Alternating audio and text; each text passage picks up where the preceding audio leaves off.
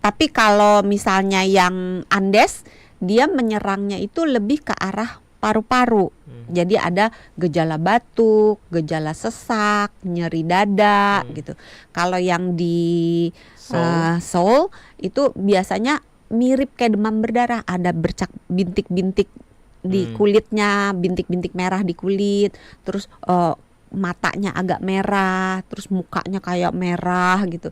Ada perdarahan-perdarahan seperti itu, dan kadang-kadang kalau penyakitnya tambah parah, si ginjal terlibat, maka bisa dia nggak pipis-pipis.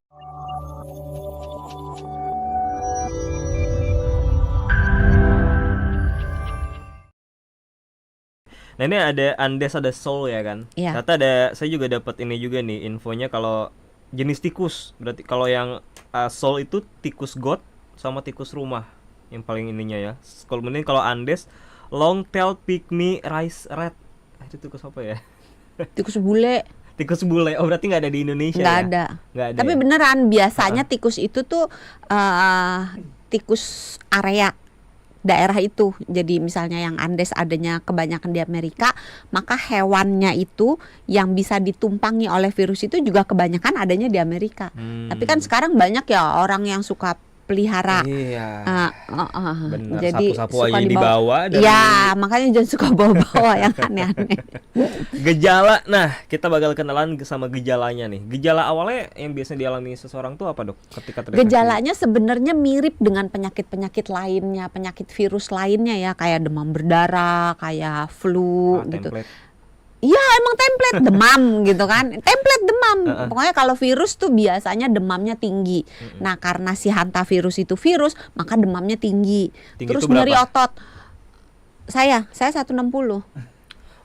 Iya sih benar sih. Maksudnya tinggi demam bukan tinggi badan. Biasanya di atas 39. Oh di atas 39. Oke. Ya, jadi demamnya tinggi, bisa disertai menggigil walaupun tidak selalu. Terus selain demam ada nyeri otot. Nah yang khas nyeri otot pada hantavirus itu menyerang otot-otot yang besar. Seperti? Bokong, paha, pundak, punggung. Dia jarang menyerang otot yang kecil kayak jari-jari gitu, itu jarang. Ya. Otot leher juga berarti bisa? Bisa. Aduh saya lagi nyeri leher ini. Ada demam nggak? Oh nggak ada. Ya udah. Apa sih ciri khasnya adalah demam ya? Biasanya ada demam karena infeksi virus. Tapi kan kalau begitu doang mirip kan kayak demam berdarah kan, demam gitu. Gimana? Terus ada mual, ada sakit kepala. Mualnya kadang disertai muntah, ada diare. Nah kan mirip kan. Makanya kasus yang dibilang 20-an sekian, ada yang bilang 23, ada yang bilang 25, itu kemungkinan bisa lebih besar dari itu. Karena bisa aja ada kita mendiagnosa misalnya, oh ini mah demam berdarah, padahal ternyata ini adalah hantavirus. Nah iya, gitu. Gimana caranya para tenaga kesehatan ini bisa akhirnya mendeteksi dok, ketika orang datang ke dokter atau layanan kesehatan menyebutkan gejala segala macam, kemudian bisa terdeteksi nih hantavirus gitu. Kalau dia datangnya udah agak berkembang penyakitnya, kalau awal hampir sama dengan penyakit virus pada umumnya, influenza juga begitu. Jadi gitu mungkin kan? tenaga kesehatan akan mendiagnosa yang lain. Iya, kalau dia datangnya pada tahap awal. Tapi kalau dia datangnya ketika penyakitnya sudah mulai berkembang, maka tergantung dia dapatnya varian yang mana. Kalau dia dapat varian yang Seoul itu kebanyakan menyerangnya itu ke arah ginjal dan ke arah demam berdarah. Jadi mirip kayak demam berdarah dengue. DBD. Tapi kalau misalnya yang Andes, dia menyerangnya itu lebih ke arah paru-paru. Jadi ada gejala batuk, gejala sesak, nyeri dada gitu. Kalau yang di Seoul itu biasanya mirip kayak demam berdarah, ada bercak bintik-bintik di kulitnya, bintik-bintik merah di kulit, terus matanya agak merah, terus mukanya kayak merah gitu. Ada perdarahan-perdarahan seperti itu, dan kadang-kadang kalau penyakitnya tambah parah, si ginjal terlibat, maka bisa dia nggak pipis-pipis atau pipisnya sedikit sekali gitu. Artinya ketika penyakitnya udah berkembang seperti yang tadi dokter jelaskan, Baru bisa diduga.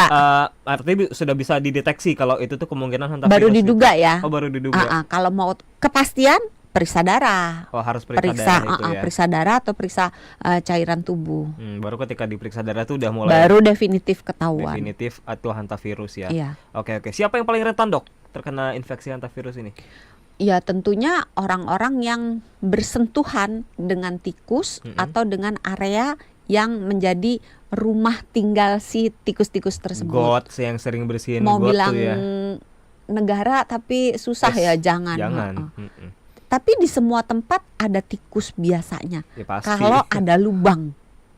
Karena si tikus ini badannya tuh lentur banget. Nah, biasanya sampai 6 mili aja dia udah bisa masuk loh. Biasanya tikus kalau ada itu lubang. Tinggal itu di mana sih, Dok? Kalau di rumah-rumah ya? Di area mana saja yang sih biasanya? gelap, yang lembab. Pokoknya tempatnya enak, ada tempat, ada makanan, nggak ada predator, nah dia berkembang biak. Dan pasti ada lubang biasanya, di situ ya? Iya. Biasanya tuh tempat-tempat yang gudang atau di kolong-kolong atau di tempat yang banyak kardus-kardus, tong atau kaleng-kaleng yang tempat dia bisa tidur gitu.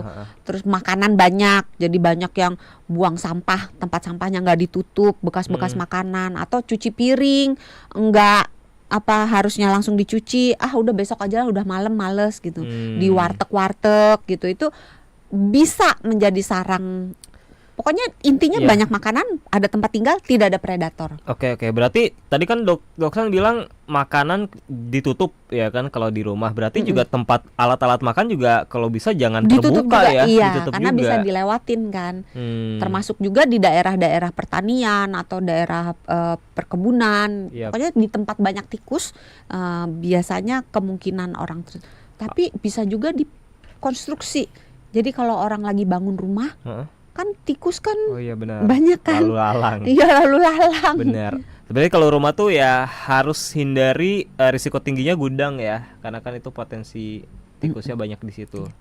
Berarti karena PR juga kalau gudang itu kan ada beberapa rumah yang dia gudangnya itu dekat sama ruangan lainnya, ya kan, artinya bisa aja debu segala macam kan langsung udaranya menyatu gitu dengan rumahnya biasanya. Nah itu ya bagaimana pintar-pintar ngebersihin aja kalau gitu ya. Iya.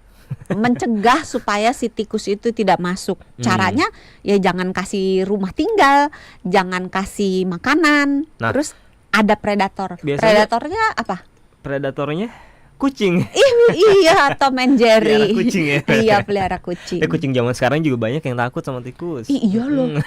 Ada temen saya pelihara kucing, kucingnya lihat tikus, yang lari bukan tikusnya, kucingnya yang lari. Ini kisah nyata loh.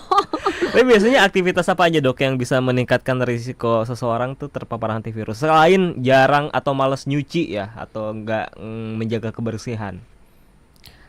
Kalau dia cara membersihkan area yang dilewati tikus itu salah, ya bisa terpapar. Atau dia banyak berada di tempat yang bekas kena banjir, di mana area tersebut banyak tikus, juga bisa terpapar. Misalnya nih ada banjir, terus katakanlah di area kita misalnya nih ya, kan ada pasar tuh di pasar di dekat kita ini. Nah kalau misalnya kena banjir, kan air dari pasar itu bisa aja banyak, pasar kan konotasinya kalau ini agak banyak tikus ya. Nah tikusnya kan pup dan pipis itu nggak ada tempatnya sembarangan gitu. Nah kalau terbawa dengan air banjir, ketika banjir mengering banjirnya, sisanya itu ke bawah, kita ada di situ, misalnya nunggu kendaraan umum atau apa, nggak pakai masker, bisa kena.